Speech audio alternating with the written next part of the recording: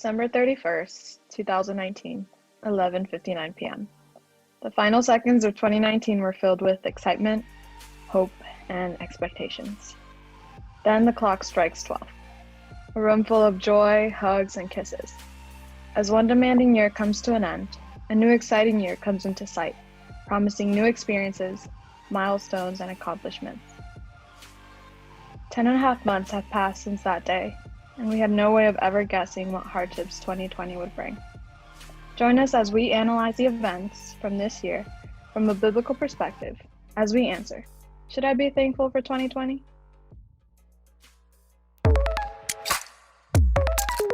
Welcome to the Resplandece podcast, where we take on daily issues from a biblical perspective. So join us as we let His light shine, one verse at a time. Hello, everyone, and welcome to the Resplandece podcast, the show where we discuss daily issues from a biblical perspective. I'm your host, Gabby Martinez, and today we're going to answer the question, should I be thankful for 2020? Joining me today are Tony, Andrew, and Elsie. What's up, guys? Great to be here with you all. We have a podcast now. How do you guys feel? I'm excited for sure. We'll be able to bring it to the masses, and talk to you guys and see how things go. Yeah, definitely excited to start this new journey with the church and have this opportunity to talk to you guys, like Andrew just said. So excited. Yeah, I'm excited too. I like it. It's new, it's different, and hey, we're gonna make it work, I like it, so I hope you guys gonna enjoy it. Yeah, it's really great to be here with you guys. I'm excited to see how this first episode of all of us together goes. I want to start reading Ecclesiastes chapter 7, verse 14. It says, enjoy prosperity while you can, but when hard times strike, realize that both come from God. Remember that nothing is certain in this life. So I don't know about you guys, but that's a little scary to hear.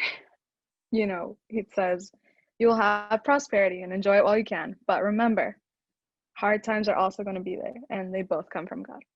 And I think 2020 is like the perfect embodiment of nothing is certain in this life, because no one really expected what was going to happen. What do you guys feel about the verse and its relation to this year? Oh man, it's definitely very true, because personally, I can say that this year was literally one thing after the next. COVID hit, my boss decided we're going to continue working, and we work with children. My mom was diagnosed with breast cancer. She had surgery, and things were just everywhere. But overall, it's like God's telling you nothing is certain in this life except me, and that's what's really beautiful about it. So it's definitely an experience, you can say, with everything that goes on, but God's certainty is there. I agree. Personally, it was one day you're in school and everyone's talking about this crazy virus that's going on in China, and then 1 week later, immediately 1 week later, all of a sudden, okay, we're not going to class anymore. Everything's online. Everyone's doing everything online, and there's a lot of uncertainty in general, oh, who's able to work, who's not able to work. I'm am I losing my job? I don't know what's going on. There's just all these crazy things going on, but in a weird way, personally, I just kind of saw it and then just rolled with the punches. I think that is a lot of things that I think that comes from from God. That's not something that we would be able to muster up ourselves. I completely agree. I feel like one of the first things that popped up in my head, I was like, man, from the beginning of the year, if y'all remember, I know y'all gonna remember, but it was crazy wildfires in Cali, right? It was spreading. Everybody was like, oh my gosh, and then we're talking about rumors of World War III. I know y'all remember, early January, I think it was January. But everybody was talking about, oh, we about to go to war. I was over here preparing to like get drafted and stuff. It's like, but nah, it was just, it was crazy. I mean, think about it. You know, it was just crazy. It all hit us like unexpectedly. And as far as like COVID, being shut down like in February, getting in, going into quarantine, everybody, thinking, like Andrew said, he was like, oh, am I going to be with a job or not? Everybody was trying to figure out what, the governor was going to say on who's able to work and who's not, you know? And especially, I think it all hit us as well, as far as like going to church, serving the way we do in, in church actually, as opposed to being shut down completely and that's not going back. We kind of had to learn how to adapt and, try new things. I feel like that kind of woke some things up in my life personally and as well as other people, you know. Um, Sometimes we take it for granted, having the blessing of being there at church and being able to, serve certain ways. But it was such a humbling experience for me, being able to worship differently, having to do things at home and bringing it all together, combining it, doing it different so it could be streamed live. It was just humbling and just like how the verse says. I mean, nothing is certain, like Elsie said. It's not, nothing is truly certain. What we know is that, God is the only one that, is there for sure. And, he's the one that is help us getting through no matter what these hard times are going, what it was talking about, the hard times, and all this stuff. But, that's just, my take on it. It was just crazy from the beginning. Yeah, and you guys all like mentioned different aspects of like the challenges that we face. Like some of the biggest challenges were with our family and like their health and just watching how like our families reacted. I know personally, like I was scared for my mom because she works in an area that has a really high like COVID, um, really high COVID levels. So I would get scared every time she would go into her office. And then like Andrew mentioned, like work, like that, like there's a difference working in an office and working from home.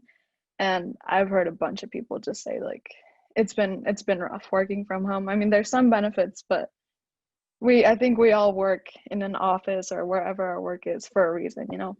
And then a big one is school. I know like you guys have felt the hit of the semester at home and having to do online classes. It sucked. I remember the beginning of the year, I was my last semester of college, and I was trying to work through my thesis and everything, and then finding out that I had to write that paper here at home without like the library, without like, being able to go into my professor's office. It was just crazy. And I wanted to read something that I was looking at an article from the Wall Street Journal, and some experts are predicting that things will go back to normal by 2021, but others say that our pre-COVID normal routine won't go back to normal until much later. So the Wall Street Journal says people will still be recovering from the overall clinical, psychological, social, and economic shock of the pandemic and the adjustments it required, likely through 2024. So we're in 2020 right now, and this says 2024. So it's really difficult to imagine 4 more years of like adapting and trying to, Andrew mentioned rolling with the punches. Like I can relate to what he said about that, but there are some people who have barely been able to hold it together. So like, how do you guys feel about how do you guys feel about this? Maybe will span out into the next 4 years. I think it's without a doubt something that's gonna it's already changed us. It's already changed all of us to some extent, you know. And the article makes sense. 2024, I mean, most people that are already wearing masks, they're gonna be, or even if they say, okay, take the masks off, it's all good, it's not gonna be something that's just gonna come naturally to most people. And I feel like in general, like just going back, like the idea of going back to school, like I know that our governments are like considering the ability to go back to school, and we already know how not well that worked. And so there was a lot of pushback for people trying to go back into normalcy. And so it's just going to be so much more difficult for that to occur now. You know, not to make it seem so much more like worse, but COVID rates are going like they're still going up. That's not going down. And you mentioned like a lot of people are in their homes, in their office. Well, I don't know if Tony works in construction. He might have to go out and still like communicate with other people, and you can't control others. And some people might not even put their mask on. Where I work, that's a you can't control if people put their mask on or not. They will take it off. And the policies in place that we are given are like, oh, please put your mask back on. And if they don't, then you can't do anything about it. So there's that like constant danger of yourself being in that position. Like, okay, for me, yeah, sure, there's like 2 inches of glass between me and this other person, but what happens once I step on the other side of that door? If someone coughs, that's it. And I feel that that's the kind of situation that we're all in now. It's like someone coughs and all of a sudden, oh, this person has COVID, go put them in the hospital immediately. And Bruh, it's illegal to yep, cough now. You can't cough. If you have to exactly. cough, you gotta hold that in Yeah, because you like can't. like you'll be with somebody and you hear them cough, you be like, you can't do that around here, bro. Especially You'd be around like, this time. Señor Jesús, ayúdame, que no me caiga nada. Exactly. Look, I'm telling you, I had a cold, okay, like a legitimate cold, not COVID. I got tested and everything. I had a cold, but for 2 days I was like, oh my God, what am I gonna do? Should I even go anywhere? Like what? Well, like I know that I have a cold because I don't have all these other symptoms that are being displayed by COVID, but I'm like, okay, I'm sorry, boss, I just can't go to work. It's like consistently having like cold sweats because you're like, what if I actually do have COVID and I go to church and then all this crazy stuff is happening, and so like that, even that was like, I'm like every morning I'm like, Dios mío, ayúdame. I know, like I got my test taken. Like please, when it comes back, just make sure it's negative, so I don't have to worry about anything. And that hits really hard. And again, because I work where I work, I still go out every 3-4 days of the week, and I'm still there. So that really hit that. You feel the impact of what COVID and how it's going to extend. But me rolling with the punches, although yeah, it might seem like, oh, I roll with the punches. It's like you still get hit either way. You still get punched. It still hurts, but you keep going. So that's just kind of how I felt like that was the way that it was flowing. It's like I wake up every day, I prayed, I made sure, God, ayúdame, por favor, que no sea nada. So but you have that confidence in God to seek him out when those things occur, and that is the point. Regardless of the reason of the thing that is going on, you seek out God first, and then you have the confidence to keep going. You have the ability to continue, and I think that's how I feel that whole dynamic should be as a Christian. I agree. Going back to the whole basically quote what Gabby was reading. I mean, we're basically seeing what Andrew's saying right there, the whole psychological effect that it takes on each and every one of us, because we're constantly thinking, oh, if I go to this place, I could possibly uh, get COVID for real, if you think about it. I was laughing because when I was reading this also, think about like how before it used to be, and I read this, y'all see some memes about this before, but it used to be us like getting out our car and we're like, oh, I forgot my phone or something like that. But now you get out the car and you're walking to like, I don't know, like 7-Eleven or something, you're like, oh, my mask, or my mask here, that's like our instant reaction now, and it's crazy. With our families too, sometimes we're kind of afraid, us Hispanics have big families. So, going to that, being able to get together with everyone, right now it's kind of like hard because you want to, but then again, you're like, what if this person has been somewhere else, or they're out and about? And then we read basically how quickly it spreads with us not even knowing, if we actually have it or not until we actually see symptoms, or people who are like asymptomatic, and stuff like that. It's just crazy, the social effect that it has on, like I said, with our friends and stuff like that. We haven't seen like or been able to gather as a group with our friends in how long, It's just crazy how, how basically we come to think about it, how this is gonna roll all the way over to 2024. It's just wild, to think about it. But like Andrew says, we really have to, put our trust in God, know that no matter how long it rolls out, how hard we gotta, take the punches and stuff like that, He's gonna have our backs. So you guys have been talking about how difficult it's been and challenging it's been adapting to our new way of life, whether it be at school or at work. But I mean, all of you mentioned still working, even though we're in a pandemic. So I think that's something definitely to be grateful for, because as we know, there's been many people who have either lost their jobs or just it's really a stressful environment when they go to work, because they either work in the healthcare field, in the health field, and they're constantly exposed, or they're not able to work. So given that we're talking about being thankful and all the things that we should be thankful for, we're going to move on to our next segment, which is called This or That, and it's the Thanksgiving edition. So I'm going to ask you guys some questions about two things, and you're going to choose either this or that. So let's get started. First one, dress up or dress casual? Definitely casual. For me, at least. I agree. Unless I have to, I'm casual for sure. Yeah, my main is like dressing casual, but I'm not gonna lie, I do love dressing up, yo. I don't know. I agree. I do love dressing up. I'll Every now and do- then you get to look spiffy, or something like that. But You're right. You're right. You're right. I feel like we all want to dress casual, but we end up dressing up when it's, at the end of the day. Okay, next one. Pumpkin pie or apple pie? definitely pumpkin pie. I love pumpkin pie. See, I also got I'd my say back. Yeah. nope. I'd say apple pie with vanilla on top and powdered sugar. Yes, Get out. yes, yes. There you go. Apple pie with vanilla I ice win. cream all the way. And you have to make sure the apple pie is warm. Oof, Mm-hmm. yes, Cool Whip I agree.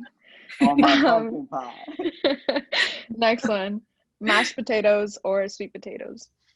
Mashed potatoes. Definitely mashed potatoes. Mashed potatoes, yes. Mashed potatoes are good.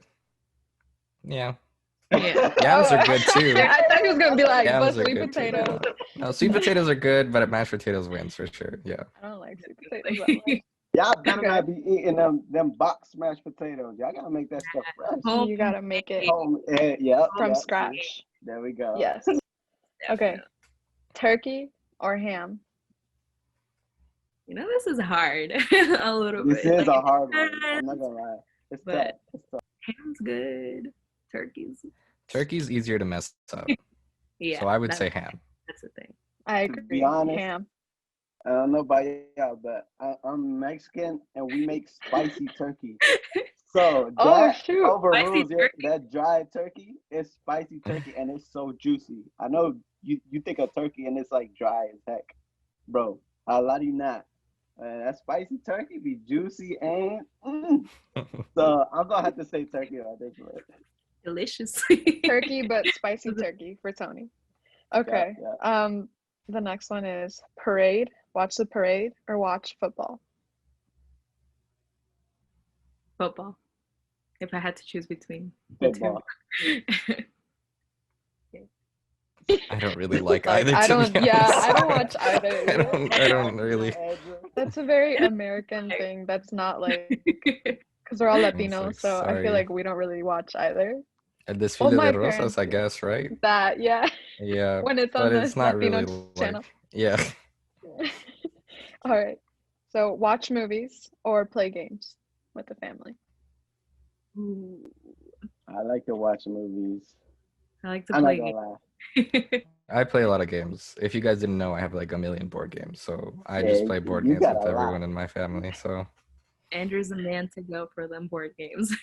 Oh yeah, for Yep. sure. All right. Host dinner or attend dinner? Hmm. That's a hard one. Does it feel selfish to say attend dinner? That's what I was gonna say. I was definitely gonna say attend dinner because I was then gonna all say you have to attend do is too. I show mean, up there's not really. with something, and you don't have to worry about That's true. making sure Yeah, the because you house gotta is. do all that. You gotta do all the cleaning, and then when You have everybody to leaves, clean. You gotta bro, clean you gotta again. clean up that mess. Exactly. Um, let's see. Okay, so this is post Thanksgiving Day. So the day after Thanksgiving, would you nap all day or shop till you drop? Nap. Nap all day. To be honest, I ain't gonna shop till I drop. But here's the thing, I'll go. I've been going and just seeing everything go on. It's just a fun experience. So I'll shop, but I ain't gonna shop till I drop because I'm gonna be smart about my money. I'll take any chance I get to sleep. Until So Hey, napping that's it true. is. if I shop till I drop like Tony, my bank account gonna drop with me. Mm-hmm. It hurts. It hurts. All right, and this is pre-COVID, and it kind of goes with the last one. Black Friday or Cyber Monday? Pre-COVID, so Def- not now. Pre-COVID, definitely Black Friday. I'm not gonna I lie. agree. I I agree. see some crazy stuff. Like pre-COVID, Black Friday. Oh, I guess. Hey, them malls be getting packed. Man. People be getting, they want them deals, man. They want them deals. Oh, no one else said anything. All right, Oh, so I we mean, all went I'd with do Black Cyber Friday, Monday. No, I'd do Cyber Cyber Monday. Monday. Yeah. Well, now we're all gonna have to do Cyber Monday and online Yeah. Black Friday. And the last one, the most controversial one of all, help cook or help clean? Help eat, Help. I would say. Yeah, help clean for me because cooking is just not my. Really? Help No, clean? maybe baking. I love cleaning or like when people cook. I'm like, let me wash the dishes. Let me clean for Dang. Elsie, you take want to come over after COVID ends? definitely. What I about the guys? I Help like cook the or help help clean? cook, to be honest. Yeah, I'd rather cook. I like Yeah. the help cook. I took 3 years of like what is that food nutrition in high Culinary school. school? Or Nah, no? high school. I don't know. It I was was like, like damn, basics. okay. He's No, like, but I I don't did it. remember what the class was called, but we had food in it, and I was there for 3 years. I was there just to eat, bro. It's like, no, but I I think would my say help dad, cook. my dad loves to cook, so it kind of goes hand in hand. I mean, I don't love to cook, but I'd rather cook. Yeah. So that was our this or that segment, Thanksgiving edition. But now on a more serious note, we've been talking about how difficult this year has been, not only for us, but for countless other people around the globe. So now the honest take. Do you guys think that we can honestly be thankful for 2020? I think so. I think we can be. Uh, it's hard for sure to say that you are like outwardly thankful, and even if you want to say yes, of course, I'm like 100% thankful for 2020. But I feel like we should look at it not as that we should be happy necessarily that everything happened, although ideally yes. But I think that we should be, grateful that it occurred because it changed us in such a way that I would hope that everyone became stronger people. Uh, it's not easy. Life is not easy at all. But like I was saying, I'd really wish to think that whatever did occur, regardless of it being good or bad, that it changed the person that you are and made you better. That's what I think. Yeah, I mean, I feel the same way. I mean, I think we can honestly be thankful for 2020, despite everything that was going on. The hits that were going for some people. You know, it was like an awakening. I'll be honest. For me, it was awakening for myself, my well-being. And just trying to get through everything in life. Through this certain like closed in environment, being fearful of what can happen, in our lives, how it affects everybody around us. I just personally feel that, you know, I can be thankful because God has done this for a certain reason in my life. Like I said, it's just basically woke me up for me taking things for granted, just the certain things, how we live, and just spiritual aspects as well. It was really good in a way that it just made me wake up, to be honest, open my eyes clearer, see life differently, you know, and being able to just be more aware of how I need to be for my future, you know, and for others around me as well. You know, it ain't easy, like Drew said. It's not easy. It was a struggle. Still is to this day. But I can honestly say that I'm thankful, for how it happened. We can't live in fear or regret or anything like that. In the decisions that we make in life. But to be honest, I can't say that I can we can honestly be thankful for 2020. I I agree with something that Tony said about like a spiritual wake up. I think it's something that personally, uh, everything that happened in my family and with the pandemic and not being able to go to church, and it really put me on perspective with my relationship with God. Of do you do it because you grew up like this? Do you do it because it's so easy for you to go to church and be there and serve? Or do you love me? And that's like what hit me. And I can say that I'm so thankful because I feel like I was truly saved from death, because that's what it is when you're spiritually dead. And God really took this opportunity to be like, hey, get up. Like, do you love me? Do you want a relationship with me? Do something. And, God's love language is obedience. And that's something I heard that really impacted my life. And it's like, how are you going to show God that you're grateful? By being obedient. And it's hard, really hard. But uh, this year taught me, put me in a very perspective, in a perspective situation of, would you have done this if there was no COVID? If there was, everything was normal? Would you have come to this realization? And honestly, no. I would have kept living my life the way I wanted to. But I'm very thankful that through this time, God gave me that opportunity. So yeah, I can say that. I am thankful for 2020 and everything that's going on, as sucky as it may be at times, but very thankful. I just wanted to add like one more thing. COVID, I think, has like I was talking to my dad one time. It's compounded whatever spiritual life you had or did not have with God. For example, if you read the Bible, uh, then you will continue reading the Bible. Now, how about the people that go to church and only go to church on Sundays? Now, who's knocking on your door telling you to go to church now? There's no physical place for you to go. So what are you going to do? What's left? And that has deterred a lot of what would be Christians, right? But God, from the beginning, did not ask us to simply go and sit down and, warm the bench. He asked us to take a proactive stance. If you read the Bible, then you will continue to read the Bible. If you pray to him, then you will continue praying to him. Something I noticed, it wasn't like, I didn't like physically read like a Bible all the time. Like I would read like the little annotations and stuff. And like when you read like when you're in actual sermon, I guess you start reading like more of the Bible.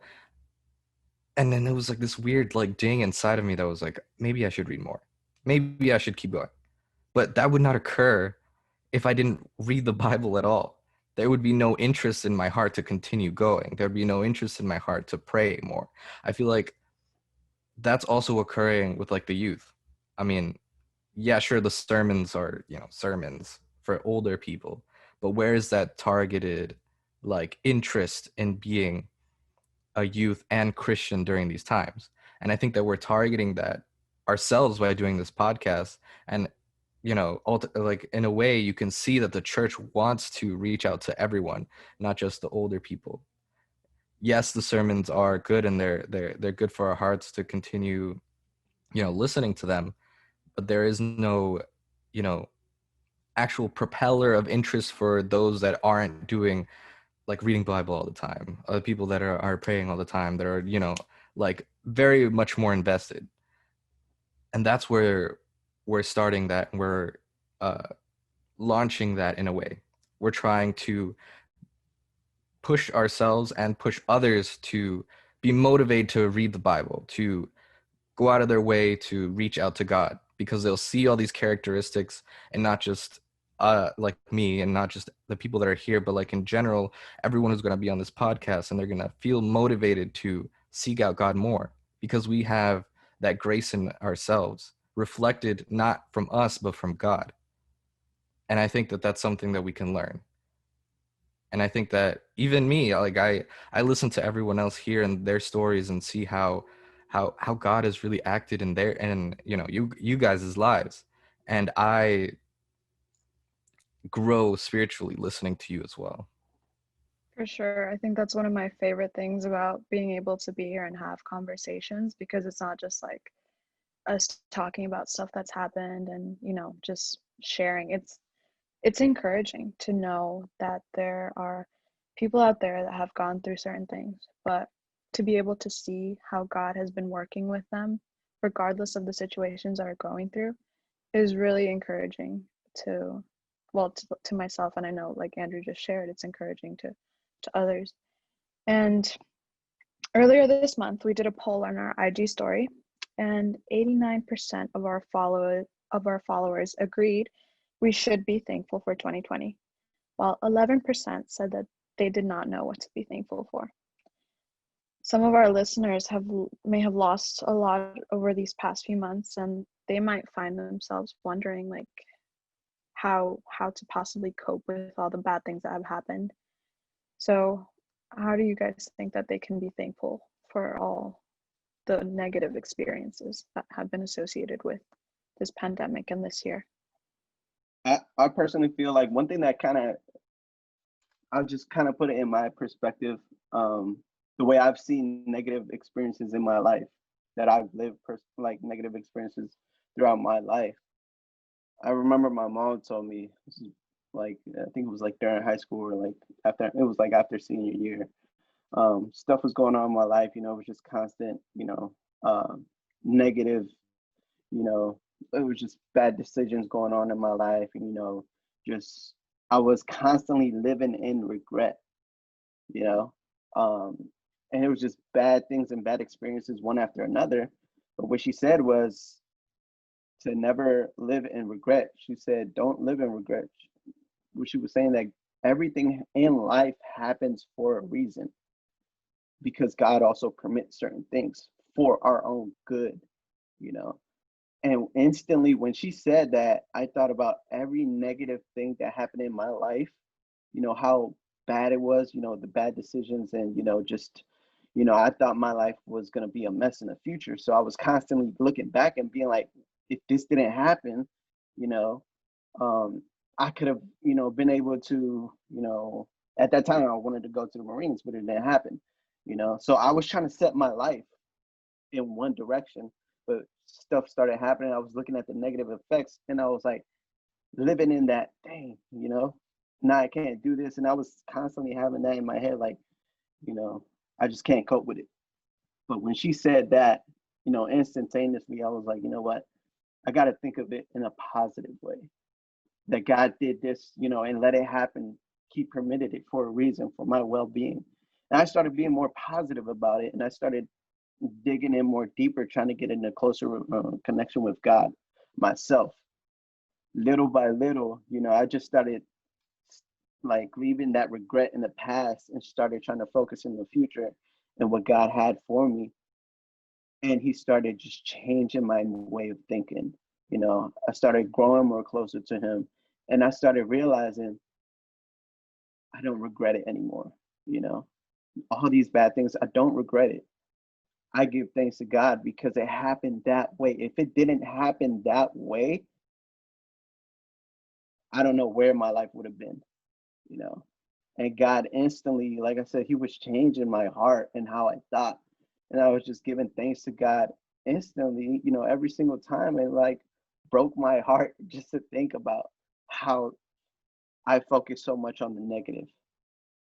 But basically, God put that in my heart to be thankful for Him, you know, for what He did and how it happens. And I saw the fruits, you know, come from that, you know, just doors opening that I thought doors were closed. Yeah, the bad doors were closed, but He started opening new doors up in my life, you know. So no matter what, that's how I feel like everyone should kind of take it. You know, they might see it differently, but that's something that helped me, you know, um, to be able to cope with those bad things that occurred possibly in 2020. You know, a lot of people, you know, gone through different things, you know, in life, but start letting God take control of how you feel. Once you let yourself, as humans, let yourself be guided by our own emotions. Think about what the Bible says. You know, our own heart deceives us. You know, and if we let ourselves be controlled by our heart and our own emotions, and not by God, you know, we're just never going to be able to cope with those negative things in life. You know, and that's, you know, kind of my take on it. Um, something that really personally helped me was personally, I don't, maybe some of you will relate, my own self attacks me. I attack myself. Like my thoughts are the ones who stop me from that. And recently I've gotten a couple of people telling me, I don't know how to get back to God. And I've stood there and I've been like, how did you get back to God? And I couldn't find like a manual that said I did this and this and this and this and this is how I got back to God. And I found that that question was so difficult to answer because we're all so different. But I did, and something Tony said is that we have to start changing the way we think or the way we allow God to change us. And something that really helped me was to say, stop telling yourself you can't come back to God because of what you did. Stop telling yourself that your sin is so bad that you can't talk to God. Or times when I would talk to God and I'd say, okay, I'm going to really try this time. And then the next day I'd fail.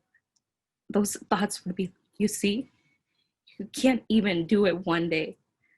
What's the point? God doesn't love you like that. And I don't know if you've ever felt that way. That right there, that's the enemy. That right there, that thought, catch it and say, no, it's not like that. And you can come back to God. If you fall once, tell God, man, I just failed. And that's what really helped me, telling God, I'm thinking this right now. This thing, I know it's not godly. I'm thinking this right now, and this is how it's making me feel.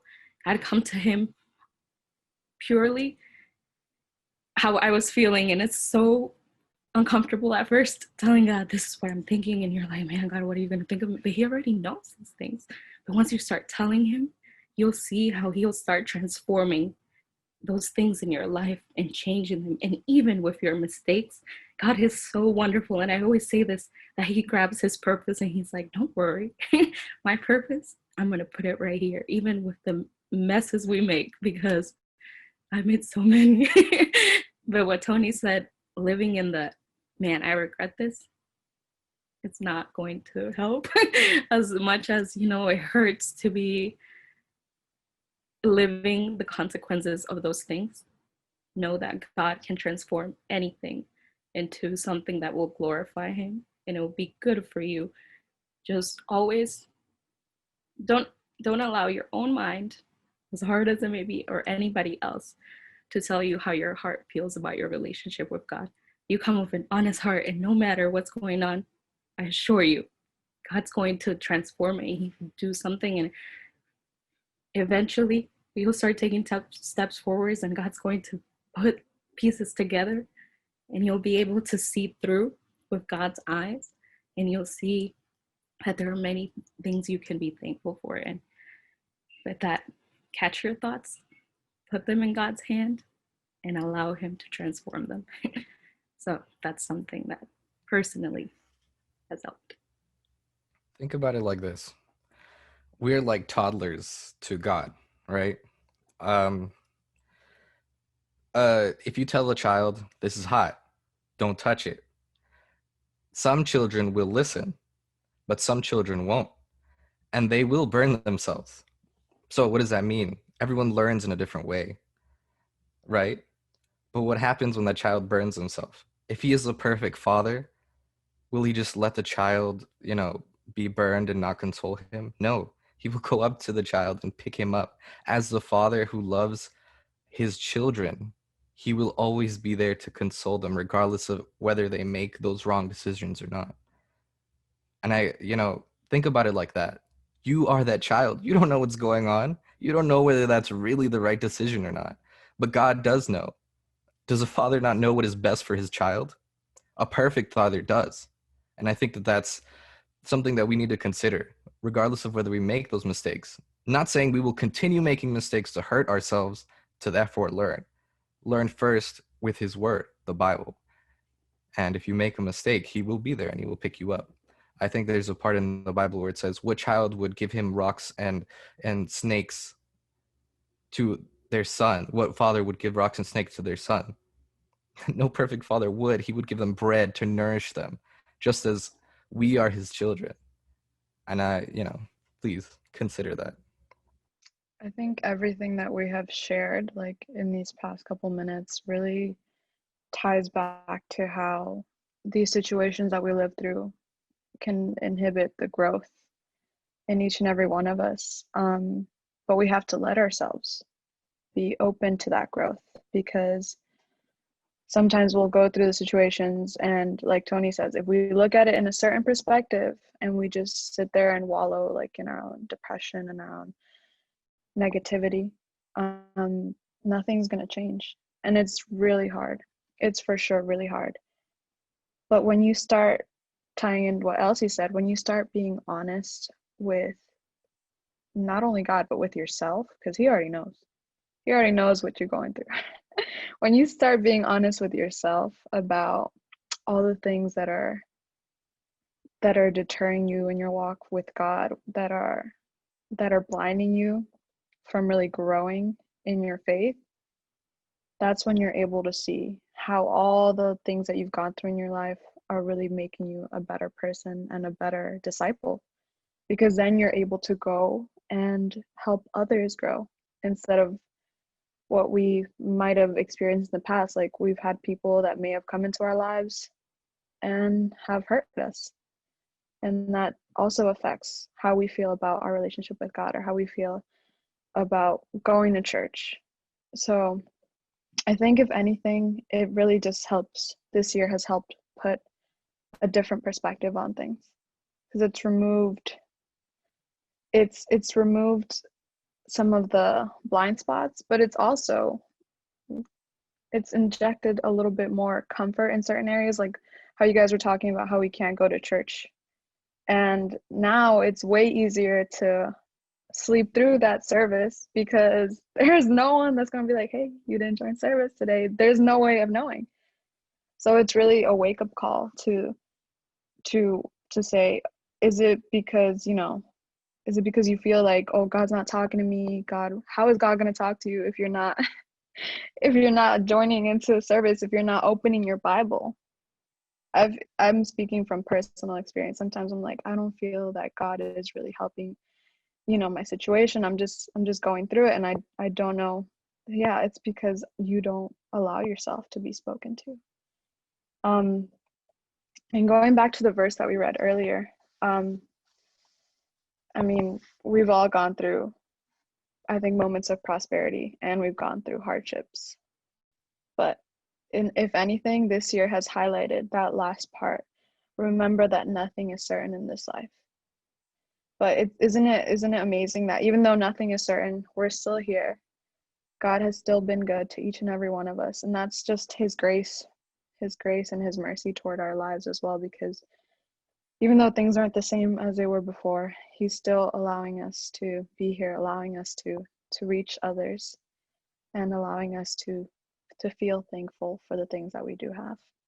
So we've talked about challenges that we've been through this year and difficult moments, but like we've talked about how looking at things from a different perspective can really just open our eyes to all the things that God puts in our lives to be blessed. You know, He has allowed us to go through these situations so that we can learn from them, so that we can grow. And not only that, so we can grow personally, but then to be able to go out and reach others and to really, you know, share the gospel of Christ with others, because we're understanding about how nothing in this, and it's what Elsie said before, nothing in this life is certain, but God is.